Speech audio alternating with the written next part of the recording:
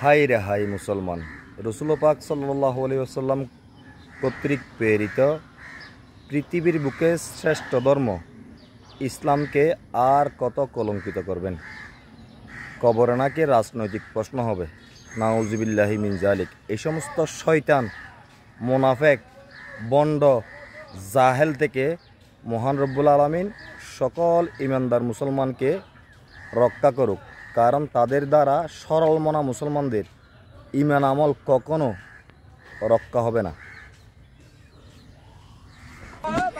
মনে করেন বাংলাদেশ থেকে আমরা গেলাম, সব দল, সব হুজুরেরা, সব মুরিদেরা, সব পীরেরা যাওয়ার পরে রাসূল সাল্লাল্লাহু আলাইহি ওয়াসাল্লামকে বললাম যে রসুল, আমাদের বাংলাদেশে তো একটা নির্বাচন হইতেছে সামনে, এখন আমরা কোন দলে ভোট দিলে ভালো হবে? তখন রাসূল সাল্লাল্লাহু আলাইহি ওয়াসাল্লাম বললেন, ফাত্তাবিউস সিওয়াদাল আযম। এই চরমনাই, ওই সরসিনা, ও মোকামিয়ার পিসাব, তোমরা তো সবাই আসছো, ধন্যবাদ, খেজুর টেজুর খাও, আমার এখানে গাওয়া টাওয়া খাইয়ে টেয়ে যাও, থাকো মেহমানদারি। নবী সাল্লাল্লাহু আলাইহি ওয়াসাল্লাম বলে দিলেন, যেই দলটি ইসলামী হুকুমত কায়েমে এগিয়ে আছে তোমরা সবাই সেই দলকে বিজয় দিবে, আর যদি এটা না করো তাহলে মনে রাখবা তুমি জাহান্নামে যাবে। একদিকে আল্লাহর কথা আর একদিকে নবীর কথা।